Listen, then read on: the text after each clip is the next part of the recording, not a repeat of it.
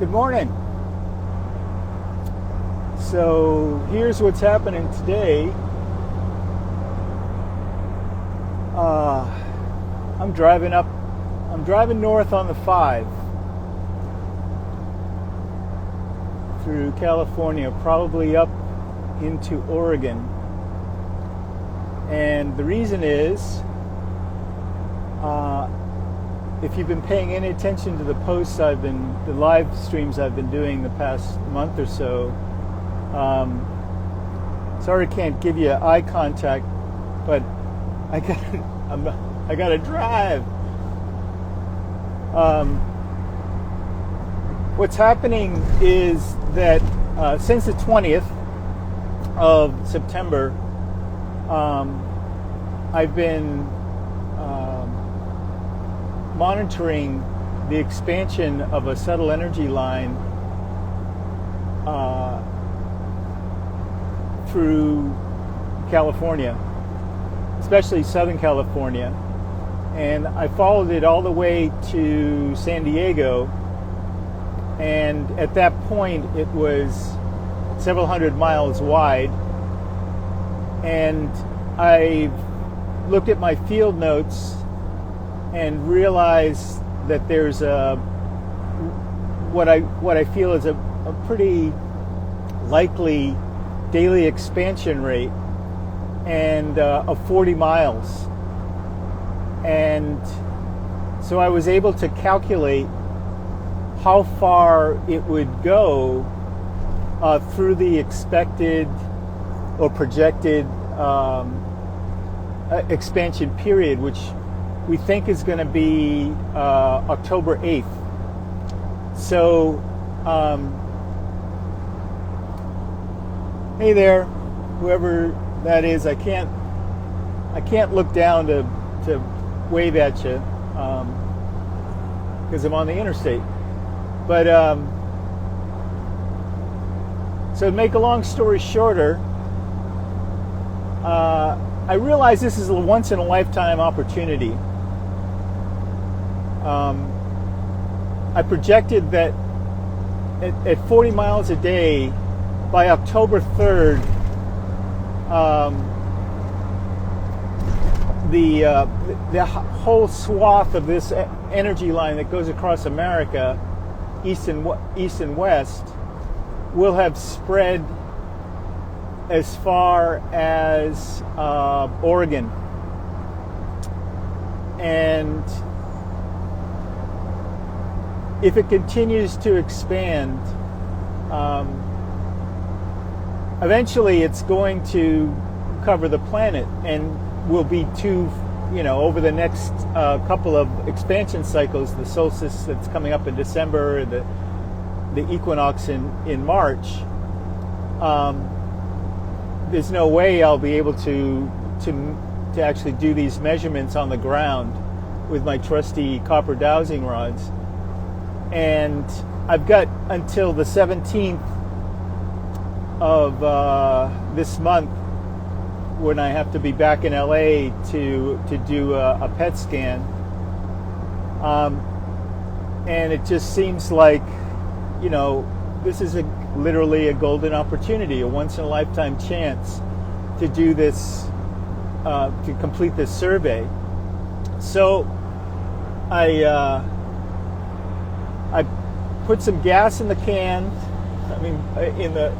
in the tank, and it costs, this van, it's great on gas mileage. It gets like 25, 26 miles to the gallon. And it, with a full tank, the tank is like 26. So with a full tank, I can get 600 miles. But last night, I spent $125 in gas or fuel, and to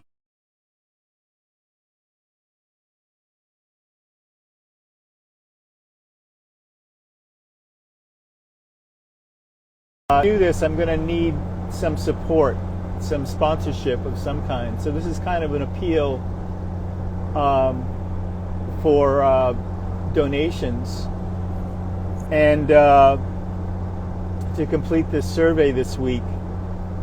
And one of the cool things about this is we'll be able to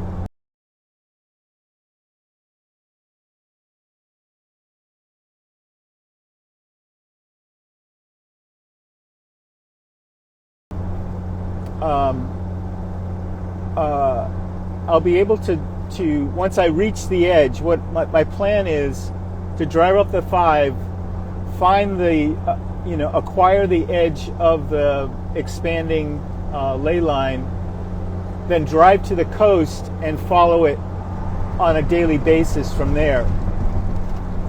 And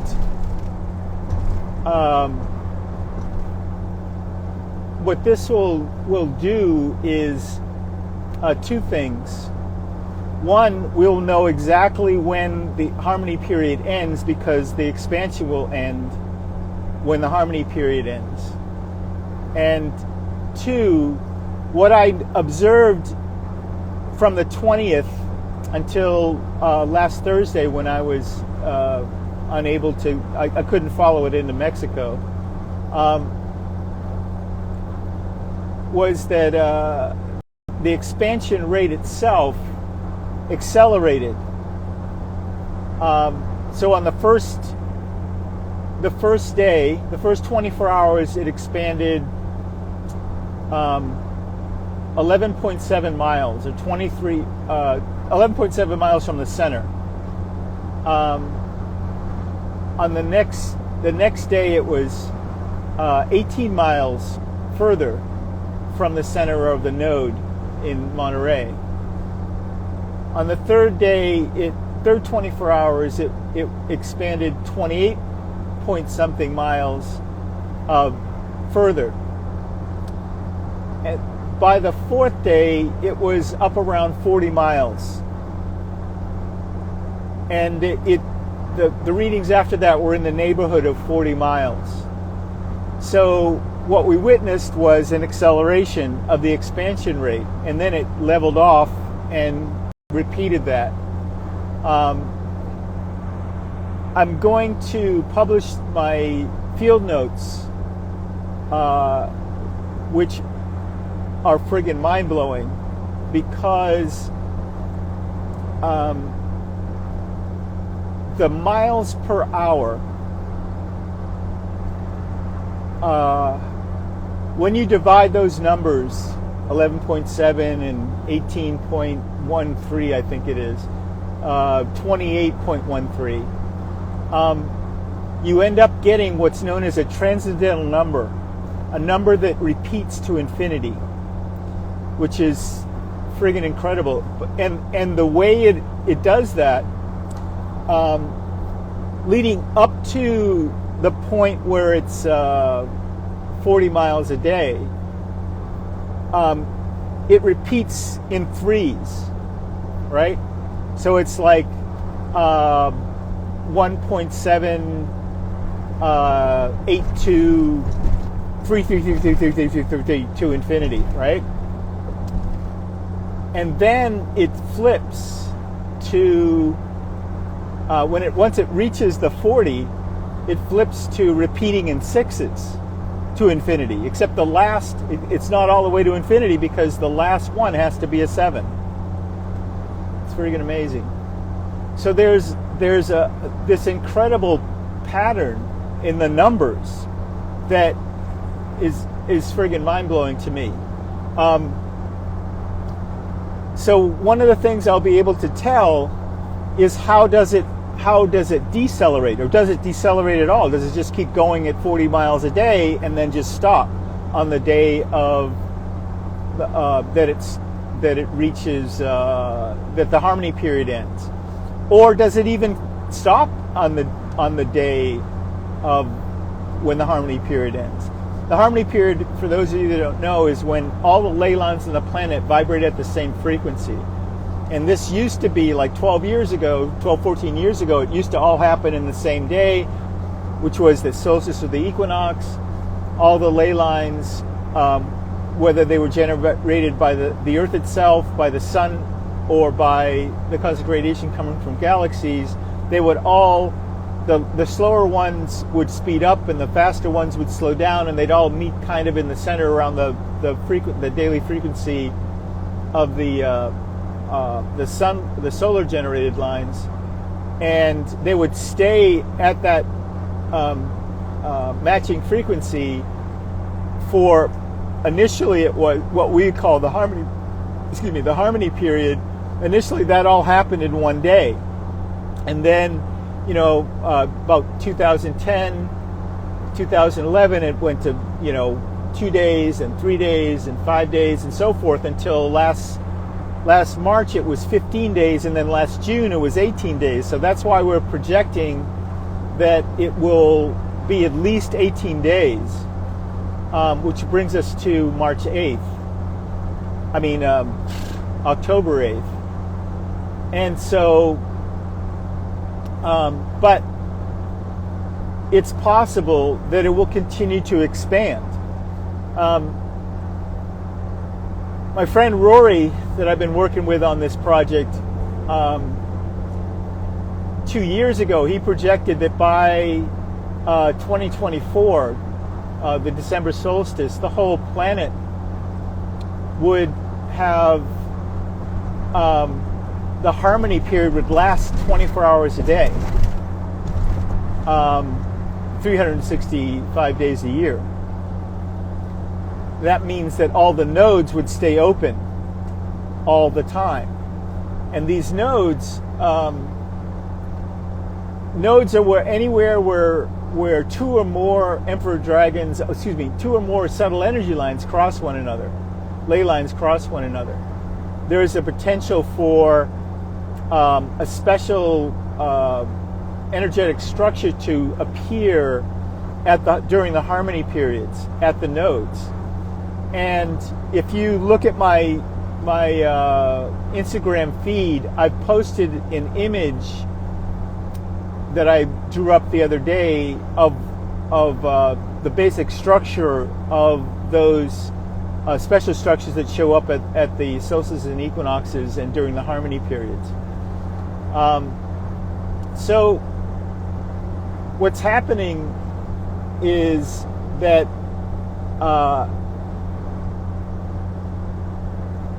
as the harmony period gets longer and longer, and these lines expand and impact the whole subtle energy system of the planet,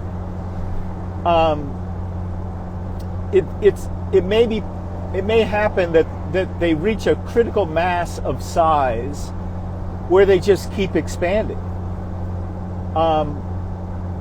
Either way, if you just go by they're expanding through the harmony periods of the solstices and equinoxes that are upcoming over the next 2 years, the pattern is such that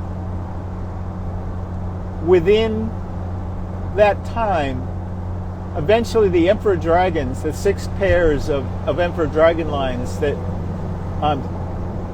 go around the world, will have expanded enough to cover the world. That means that everywhere on the planet will be within not just one node, but several. And my feeling is that what we're witnessing and what I'm documenting is the physical structure that will that's necessary in order for there to be an expansion of consciousness on the planet. And this isn't some sort of airy-fairy notion. These ley lines have existed as long, especially the emperor dragons and the solar lines, have existed on this planet as long as there's been an atmosphere.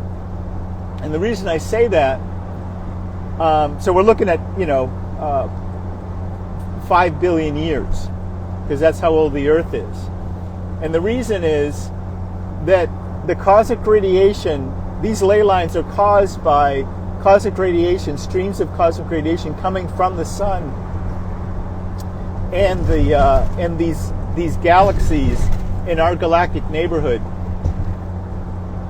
of which there are, at the moment, there are 6 beams of this, of the what are called the Emperor Dragon Line energy. 6 beams coming from 6 galaxies in our galactic neighborhood. But up until 2017, there were only 3 galaxies that we were receiving cosmic radiation from. And the reason for this is most likely has to do with the orbit of the solar system around the galaxy, which takes 250 million years. And as we go around the galaxy, excuse me, the orbit goes above the plane, the central plane of the galaxy, and down, and then it goes sine, cosine, right? Above and then below, above and then below, and it does that 3 times in each orbit.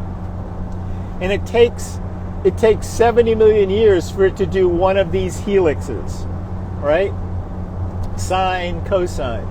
It takes 70 million years for that to happen. And as the solar system gets above or below and away from the central plane, when the solar system is within the central plane, there's so much gas and dust and objects between us and the center of our galaxy that literally we can't see the center of our own galaxy by visually.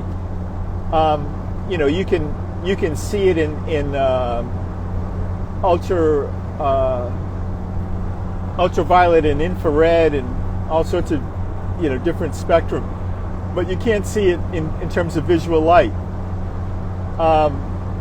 So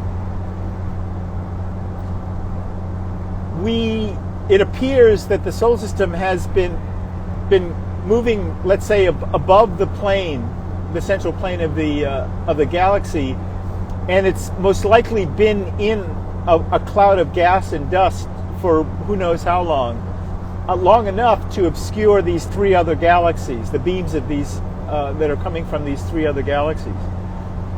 And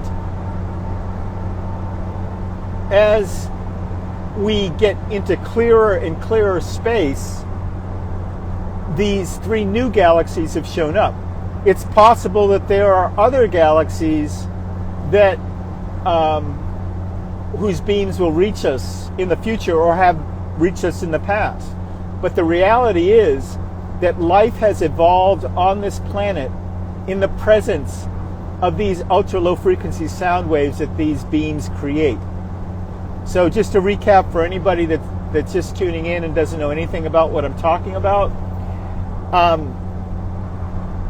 there are 3 kinds of Emperor Dragon lines that we, my friend Rory and I, have been monitoring. There are other kinds of ley lines that other people have written books about and documentaries and everything, but this is what we've been working on. These 3 kinds, what differentiates them is their origin, what causes them.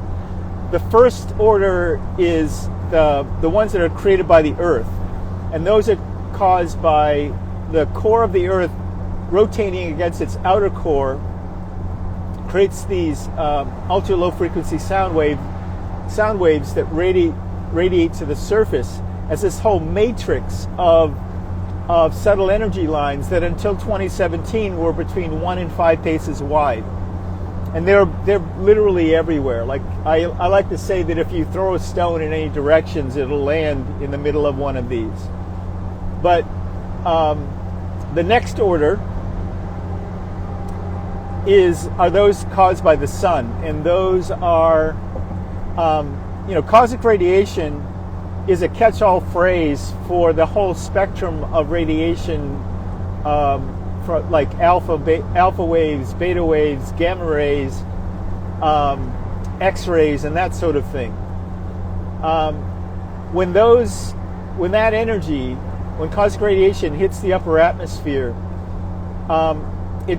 it goes through a transformation. It causes neutrinos, which are subatomic particles that stream down through everything. And at this moment, they're streaming through you, they're streaming through everything on the planet and everyone you know. And they usually, they're on the quantum level. Everything is so far apart that usually they almost never hit anything, and just end up passing right through the planet and out into the infinity of space, right?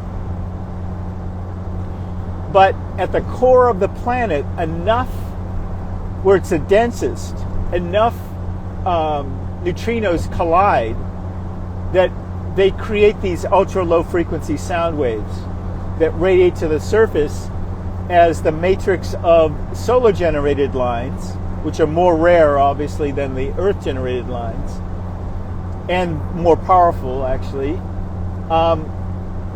And up until 2019, they were between 10 paces and 30 paces wide. When I measured them this summer, you can go on my page, my Instagram page, and you'll see the survey that I did on Cape Cod of the solar matrix of Cape Cod. I was measuring the solar lines at 300 paces wide, and that's only happened, in the past year that they've reached that width. As the Harmony period has been expanding, and as the Emperor Dragons have been expanding, the so-called Emperor Dragon lines, the most powerful ones, all of the lines, whether they're Earth generated or solar generated, have been expanding in width as well. Not nearly as much as the Emperor Dragons, but so here we have the third order of line are those that are caused by these 6 galaxies in our galactic neighborhood. Before 2017, they were 50 paces wide, and there were only 3 pairs. By 2019, there were 6 pairs. They were still 50 paces wide.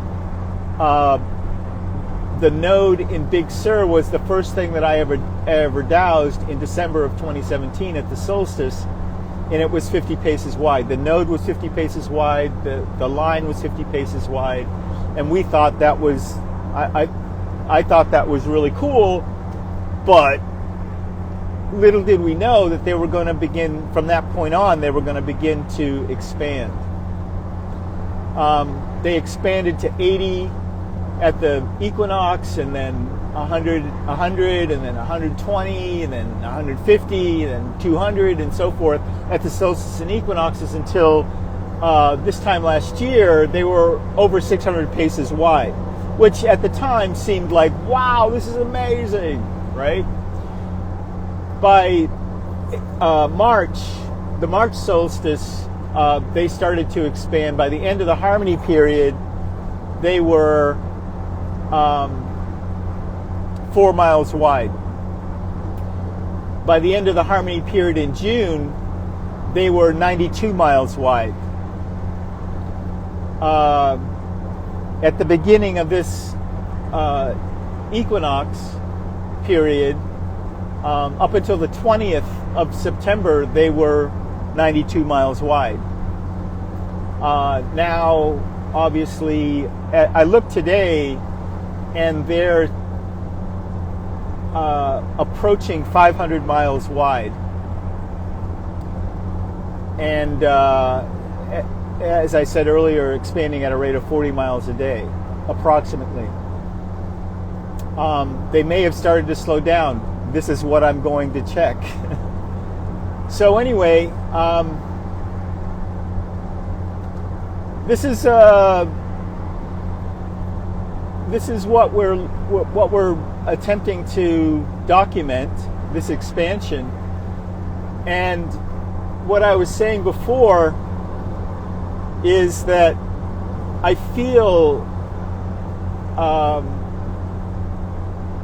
it's important for folks to understand the significance of this.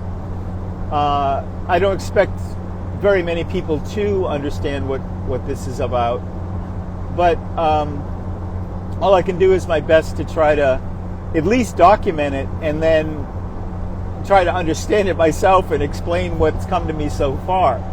So one of the things that's come to me is that, as I said, this ley line system has existed as long as there's been an atmosphere on Earth, which means approximately 5 billion years. That means that life has evolved here in the presence of this. And it's possible that life evolved here in part because of the presence of these ultra low frequency sound waves. So this isn't something new, some new influence that we're completely unfamiliar with. Quite the opposite. It's these energies have always been here. What's different is the intensity. The level of intensity. And that intensity has been increasing as these 3 new Emperor Dragon pairs have shown up, have been pouring their energy into the system. That said,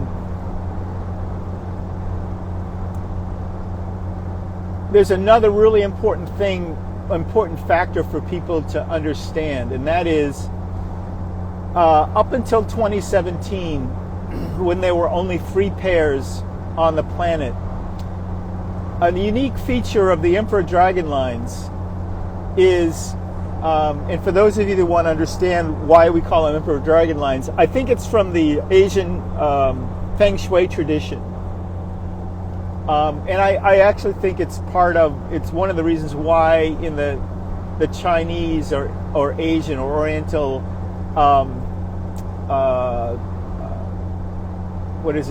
calendrical system, that they just like we have the Western zodiac signs, they have this the year of the rat, the year of the dog, and that sort of thing. They also have the year of the dragon. And my brother was born the year of the dragon, 1964. And so, they have this zodiac of 12 of these characters. And, for most people, the concept of a dragon is it's a mythological creature, doesn't exist. But I think the dragon is a way of describing this energy and this structure, the subtle energy structure of the planet. And in Western culture, we do the same thing with the use of the word dragon and the serpent. And it makes sense that you would use the serpent because these lines undulate left and right over a period. The Earth-generated lines undulate between, so they'll move, 5 hours to the left and 5 hours to the right. So they have a frequency of 10 hours. Some of them move 8 hours to the left, 8 hours to the right. So they have a frequency of 18 hours. The solar lines have a frequency of 24 to 36 hours, and so they'll move 12 hours to the left and 12 hours to the right, or 18 hours to the left and 18 hours to the right. And the Emperor Dragon lines, they have a frequency of 48 hours. At least 5 of them do. The sixth one has a frequency of 72 hours, and it just happens to be this one here, the one that goes east and west across America. Rory thinks that it's the one that's coming from our galactic core. I think the one that comes from our galactic core may be the one that goes north and south around the poles, but time will tell. And I'm not averse to this one being. I mean, it could be. We're kind of guessing at this point, but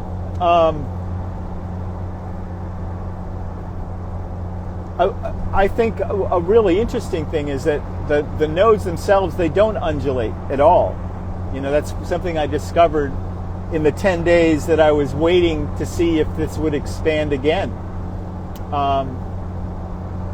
And I sat on the edge of that node for 10 days and it didn't move a peep, not an inch. So, so there's that. So the reason why I'm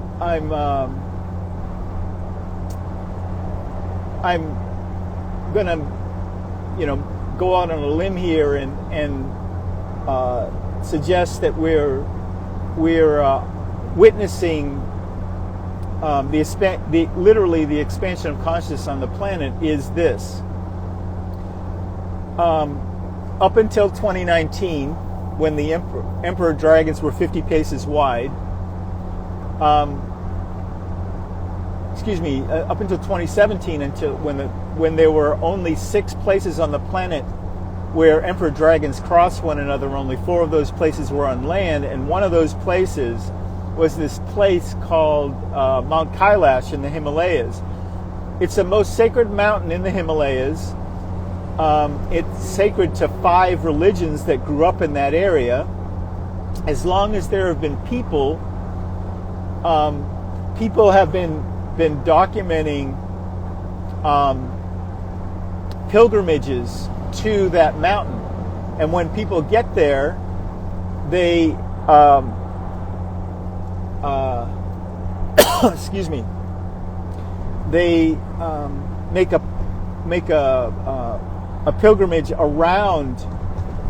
It's called, circumambulate the mountain, and they prostrate themselves all the way around the mountain. That means they lay down face down, arms, legs, and fingers spread as far as they can. They stand up, take a step, and do the whole thing all over again, all the way around the mountain. And that was when it was only 50 paces wide. And that's where 2 emperor dragon lines cross one another. If this continues to, that gives you an idea of how our ancestors revere and thought of and experienced the power of that of those energies combined, right? 2 emperor dragon pairs combined. And once again, that was only when those lines were 50 paces wide. So what's happening now with this expansion is that those lines are obviously today they're pushing 500 miles wide. The nodes themselves are 500 miles wide, at least. When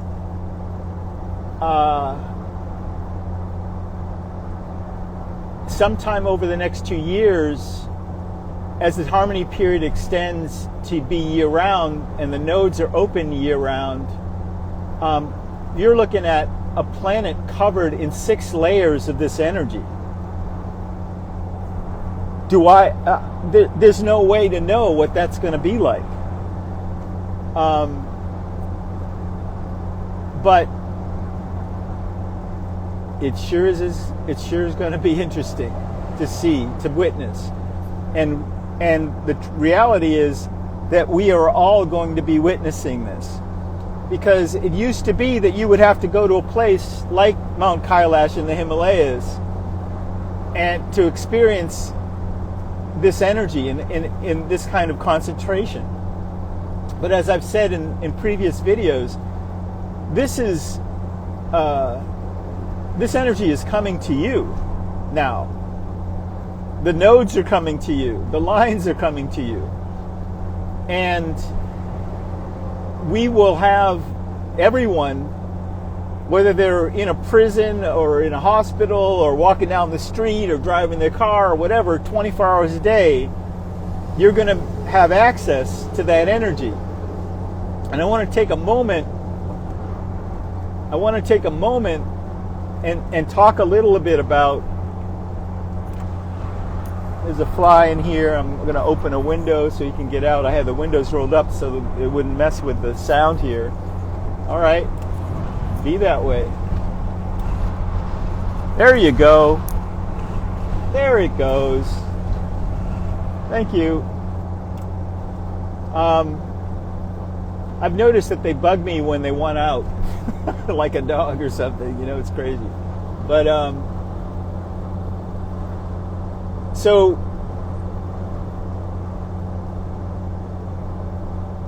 I want to talk a little bit about what this could mean for us.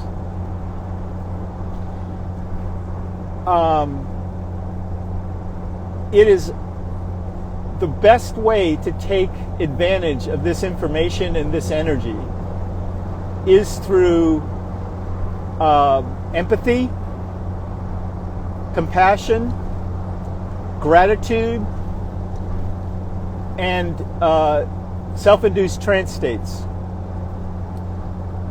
It's important to bring in a little metaphysics here. Your brainwave pattern, the optimum meditative state, is when your dominant brainwave pattern is what we call theta. That's between 6 and 8 vibrations per second, or 6 and 8 hertz. So 6 and 8 vibrations per second.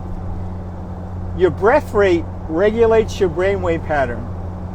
So if you breathe 7 breaths per minute, your brainwave pattern goes to 7 cycles per second, and you are in the optimum meditative state. So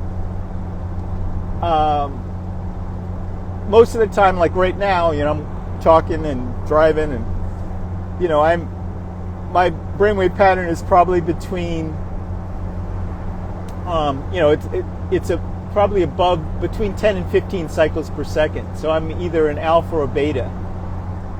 And when we are in that optimum meditative state and our brainwave pattern is at 7 cycles per second, we have access to our higher self. We have access to the metaphysical realms, but conscious, right? Consciously. We have access to the metaphysical realms when we're unconscious, which is when our breath rate is below 5 breaths per minute, 6 breaths per minute, we go unconscious. But what's cool about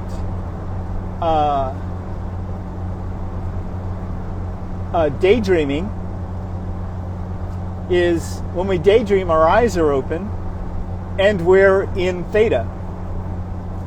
So more daydreaming. That's a self-induced trance state. When you are daydreaming and you realize that you're daydreaming and you decide to stay in that daydream and stay in that vibe, then we're doing exactly what the source of the universe would want us to be doing, which is giving it our undivided attention. Our eyes are open, so we're not going to fall asleep.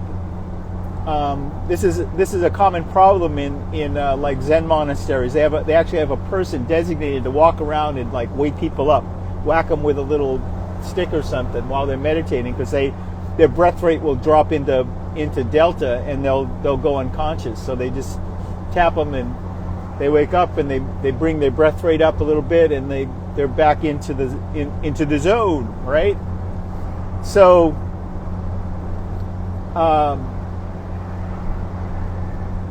that's what's really cool about daydreaming, is you're not going to go unconscious.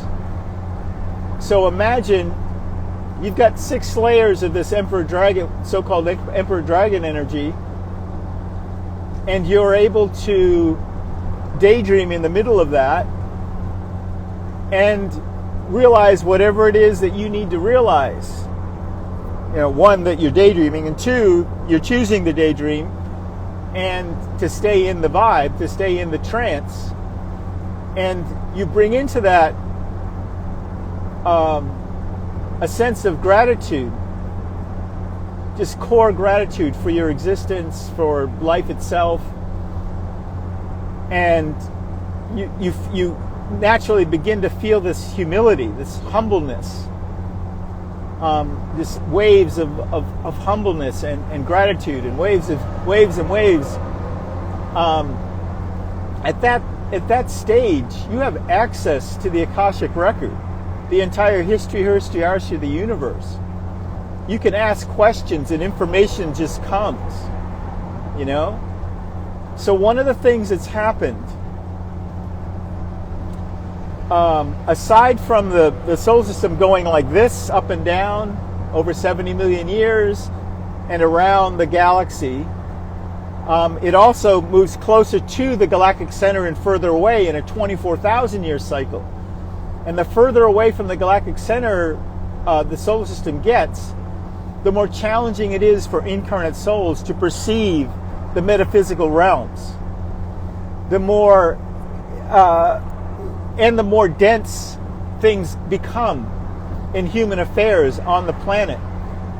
We were at the furthest point from the galactic center at the height of what's known as the Dark Ages, 499 AD, about 500 AD, the fall of the Roman Empire, just before Islam started. That period is, historians recognize, what is it, the year 586, I think it is, or 587, something like that, as the worst year to have been alive on the planet because of all that was going wrong, And I typify it by, that was a period when it was so common, it was just commonly understood that it was cool, that it was okay for human beings to own one another. We've been weaning ourselves off of that delusional state ever since, in 1500 years, and we're still not there. There are still people that think that it's okay for one person to own another person. That's a sign of living in a time of tremendous density. Everybody that's listening that hears whatever it is that I'm saying right now, your personal experience of life has been an experience of constant acceleration on all fronts, right? Life has sped up for you and everybody you know since you were a kid. And that is not going to end because the solar system in that 24,000 year cycle is moving back towards the galactic center and will be for the next 10,500 years, right? Also, you combine that with what's happening to what I call the population harmonic. I was born in 1957. The day I was born, there were 2.8 billion souls on the planet.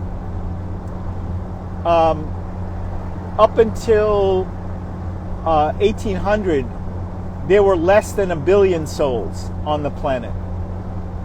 So it took, 1.5 centuries for another billion, almost 2 billion souls to arrive on the planet, right? We are approaching 8 billion souls. I started measuring this and monitoring the population in 1995, around the time that we reached 5 billion souls. And at that time, I started to wonder what's going to happen, what would happen when the number of incarnate souls matches the base frequency of the Earth. The base frequency of the Earth is 7.83 hertz, or 7.83 vibrations per second. And it's caused by the 3,000 to 4,000 lightning strikes that happen on the Earth every day, right? So the Earth is an oblate spheroid, right? It's this giant bell. And it gets rung with every lightning strike.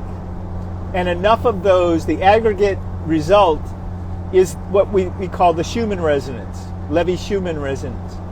And it is consistently 7.8 vibrations per second, which is a harmonic of our optimum brainwave pattern, or the other way around. Our optimum brainwave pattern of 7 hertz, 6 to 8 vibrations per second, is in a harmonic with the base frequency of the Earth. This is why I'm saying that we've evolved with these numbers. We've evolved because of these vibrations, right? We've evolved because of this mechanism of vibrations emanating from the core of the planet, right? That's the lightning strikes hitting the core, radiating this vibration that we detect on the surface as 7.83 hertz, right? So when in 1995 I wondered what's going to happen when the number of people on the planet, number of incarnate souls, matches that frequency. And I got to tell you, there's no way I could have predicted what would have happened, right?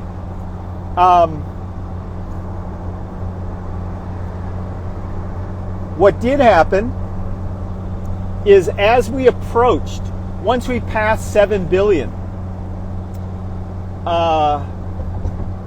we passed 7 billion about 3 months before COVID hit. And when COVID hit, I personally was, I was dealing with my cancer story. The whole world was kind of in the same position as me, kind of fetal. Everybody was forced into this moment of collective self-reflection, where people were brought to the point of asking themselves the question, what am I doing here? What's my purpose in being alive? Have I been, whatever it is that I did up until now, is this what I want to be doing going forward? And then, while that was going on, we actually reached the point, and that we reached that point literally the week of the 2020 presidential election in the United States. And witnessing this from the sidelines, it was just like I'm still processing it, to tell you the truth, because the orchestration, the cosmic orchestration, it's so obvious when you look at it like that, right? So we've been preparing for this unconsciously, and it's only a matter of time, because before the outward events become that much more obvious to everyone, and not just some freaky guy on the fringes of society driving around in his van trying to use these, as my friend calls them, Ouija sticks. Ouija sticks to detect an ultra low frequency sound wave emanating from the core and saying, yeah, this is amazing, you should probably know about it. So what's about to happen, or in the process of happening from my observational point, is that 6 layers of this energy are about to cover the planet. And what we're seeing politically, because one of the things I do call it it's kind of like Monday morning quarterbacking. I have to I have to watch the news, right? To see, because the big question is, what effect is any of this going to have on populations, right? Not just on populations that are directly experiencing, in the lines or in a node or whatever, like Monterey, California, which was the first town that I know of that was literally, in an Emperor Dragon line, an Emperor Dragon node. And, the whole town has been covered for the past 9 months or so. But by now, 80% of California is covered by 3 Emperor Dragon nodes right now, overlapping, just within the past 10 days.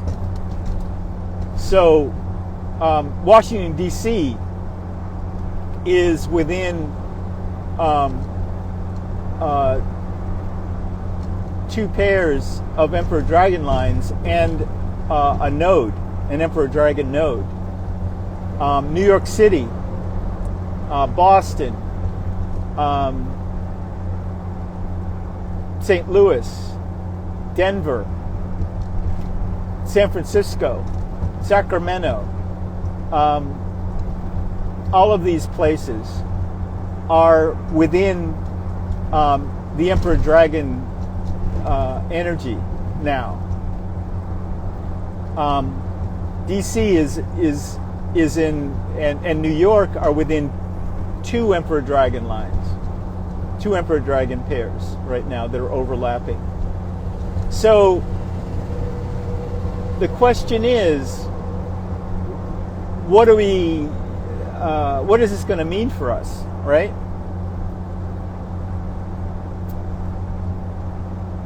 It's so exciting to have a front row seat to this whole thing. Anyway, I've said how to best make use of this energy. Self-induced trance states, daydreaming is, that's something everybody can do. You don't need to take drugs. You don't need to do anything other than to just do what we all do every day, which is to daydream, right? But do it in a conscious way. Once you realize that you're daydreaming, stay in the vibe, stay in the dream, stay in the trance, and then use it. Like ask questions. Do you have permission? Right? I have a theory. See, our written history only goes back about 5,000 years. And I think the reason we think that our ancestors were somehow stupider than we are, and they didn't know how to write things down. One of the things that has never been considered in that calculation is that the reason why they didn't develop writing and write things down is because they didn't need to. Because they had this. They were connected psychically on levels that we have yet to reattain. So in a way, the way I look at it is our species and all life actually is going through the same change. Consciousness on this planet is reawakening after that 24,000 year orbit. Us being at the furthest point, we're only 1,500 years past that furthest point of ultimate density on the planet, and things are only going to get lighter and more subtle energy like going forward. And with at least 8 billion souls on the planet, something that hasn't happened in quote-unquote recorded history. We don't know if it's the first time that there's been 8 billion people on the planet. There are those, science-oriented people that will say, oh, no, we haven't evolved, there weren't enough, and blah, blah, blah, cavemen and thus and such, and Neanderthals didn't know anything. Yeah. Well, we've been proven wrong on this sort of thing before. And one of the things that's obvious about our ancestors, the Neanderthals, of which there's a fair number of people that have Neanderthal genes, so somebody screwed somebody somewhere in the past, and the Neanderthals are our ancestors as well. And by weird coincidence, I have met and consider my friend the one person who has, these DNA testing outfits all over the world now. It's kind of trendy to do that, get your DNA tested and find out your ancestry and all that sort of stuff, right? Well, I know the person who has the most Neanderthal DNA, and I got to tell you, that person is one of the most psychic people I've ever met, one of the most intelligent people I've ever met. She's been a book editor of technical books, science books and that sort of thing, for most of her professional career. Really, yeah, you have to be pretty sharp. She edited my my last book, my last nonfiction book, the Natural History of Life and Death. She edited that for me, and that was no small feat. It was like, it's over 400 pages. So, so the Neanderthals are us, or what's left of the Neanderthals are us. And they, from my experience, that's not the only.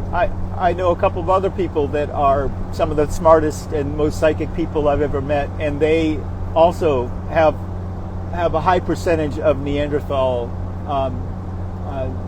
DNA. So, what does that say about our ancestors and their capabilities? They didn't have to write stuff down. The reason why writing systems were developed and history had to be written down was because people couldn't remember. And writing stuff down is essentially a mnemonic tool. It's the last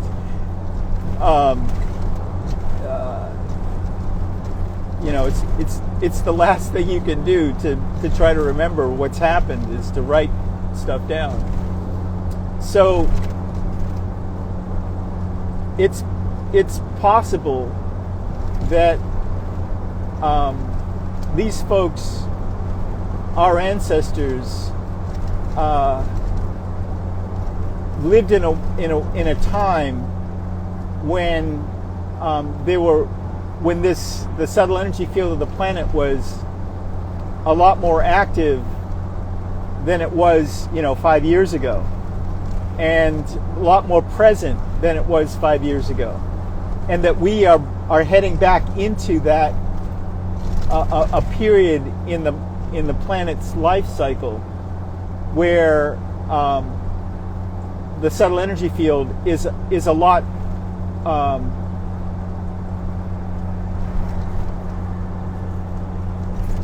is a lot more than what it has been, and it's certainly a lot more than it was yesterday, because it's continuing to expand, and that expansion doesn't seem to have an off switch, as I like to say. Perhaps I like to say it too much, but here we are. Which brings us back to me driving the Interstate 5, trying to get as far north as I can to do my measurements and find the edge of this line, and doing a little bit of a begathon for folks to help me out with some gas money to get to complete this survey by the end of the week, or by within a week or so, because we're the third. The projection is it's going to end. It's going to stop expanding on the 8th. So I've still got 5 days to get to the to measure and try to see what how this decelerates. Does it do it abruptly? Does it start slowing down gradually? And where is the edge going to be when it starts expanding again for the December solstice? So, if sponsoring this expedition, this survey, is something that you want to do, no amount of money is too small or too big, and you're welcome to. I accept Venmo and PayPal and Cash App and Zelle. You can DM me if you need to, but on my website and on my Instagram account, there's my connection for Venmo and the Cash App, I think, and definitely for PayPal. Venmo is better, I think, because it doesn't cost you or me anything. So yeah, anything would be really helpful, because it as I said, it costs more than at this point with gas prices. That I was lucky last night. I found diesel at $6 a gallon. I don't think I'm going to find that where I'm headed, and I'm going to probably need to fill up before the end of the day. So if you feel so inclined, today would be a really good day to scoot a little cash this way, and it so much appreciated. As I said, this is a once in a lifetime opportunity to do these measurements, and I unfortunately am on a very limited budget. I'm using the disability that for the cancer treatments and stuff to fund this part of this expedition, and it's going to leave me short at the end of the month. At $125 doesn't even fill the friggin' tank situation. So thanks a lot. Thanks for listening. I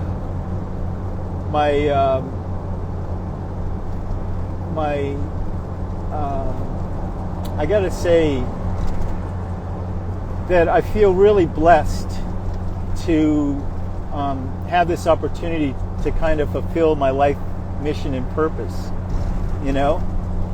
I realized the other day I was down in San Diego. This survey led me to Torrey Pines Glider Port at 3:51 on the last day I was able to make a measurement. Was where the edge of the line was, right where I was supposed to go for the wedding on Saturday. So I was able to fly my glider. Yesterday I was in the sky for 2 hours, and there's no way. Talk about a trance state. I posted if you want to see the sunset from a paraglider over Torrey Pines Glider Port. I posted a short clip last night, or in the wee hours of the morning, and I just feel really blessed because 10 months ago I was almost killed, or maimed, or made into a vegetable. And 2 years ago, I, almost died of cancer. And so these sorts of things, I look at them as part of my shamanic journey, and I've tried to document it so that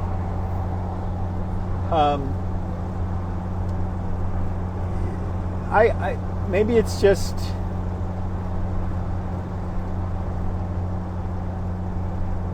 I wanted to share the journey with you, whatever was left of it. And because I've witnessed other people have done this, and the effect that it had on me was profound. And it's kind of a gift when you can witness somebody who is literally facing death, their mortality, and their perspective. So I wanted to share that. And instead, what I've been sharing is the shamanic journey itself. Because luckily up to this point, I've had a chance to face death. I've looked death in the face. There was a day when I went through the first treatment round where death revealed itself to me. It wasn't saying I'm gonna kill you now. It was literally just kind of showing me the landscape, showing me what it is. And I was as close to death as you want to get and still be able to walk away,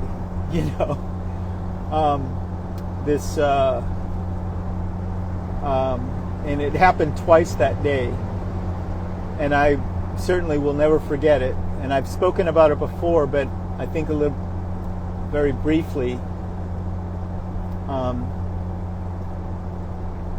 And I feel very blessed to have had that experience, and to be able to share it, and to have been able to walk away, of course,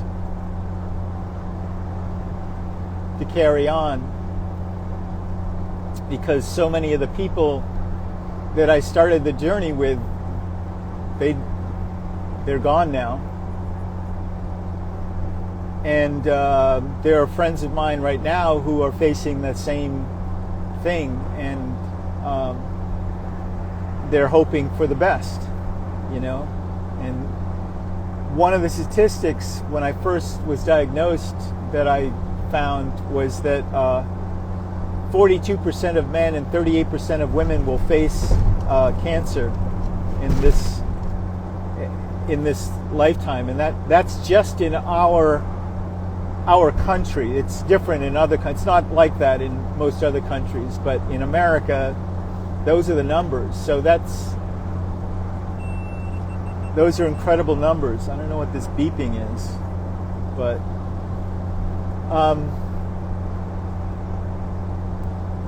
anyway, so I got this gratitude thing going on, and I've got this other really cool thing going on, which is, I don't know what to call it, but it has to do with infinity. It's like when you stand at night outside and you gaze up at the stars, and you recognize that you're looking into infinity, right? There's no end to what you're seeing. So then what I do is I look out here, and I see that infinity. I look in here and I see that infinity, and it just, I feel that an expansion within myself. I feel the blessing when I contemplate the infinity of all things, and I recognize that there's a source to all of that, to all of this, that it exists within the mind of the source of all that is. All right? This is what the mind of the source of all that is looks like. Right? We're all stumbling around in here going, what the heck's going on, you know?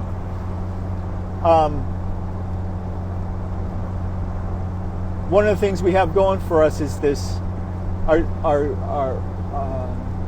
pineal gland secretes serotonin, and one of the side effects of serotonin is pattern recognition, right?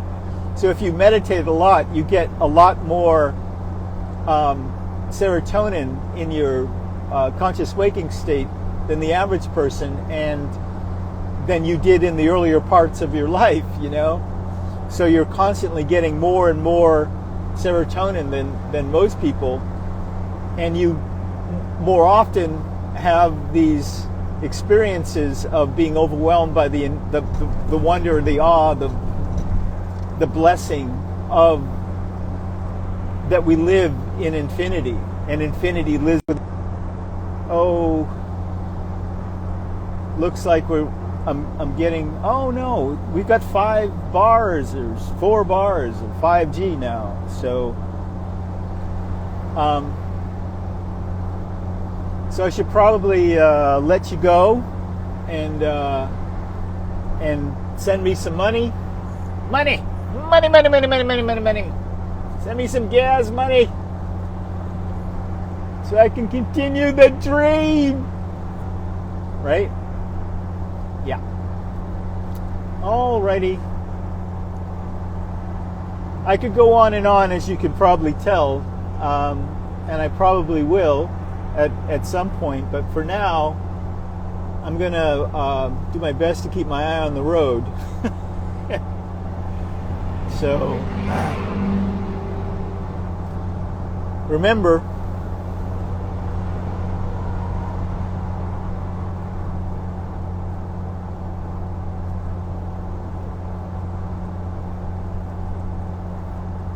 we love you, and when I say we love you, and when I'm staring at the camera, what I'm doing is I am attempting to beam the blessing that I'm feeling within myself and the connectedness that I'm feeling within myself with the source of all that is. I'm trying to beam it to whosoever might need that right now. Know what I'm saying? Know what I'm saying? Love and light.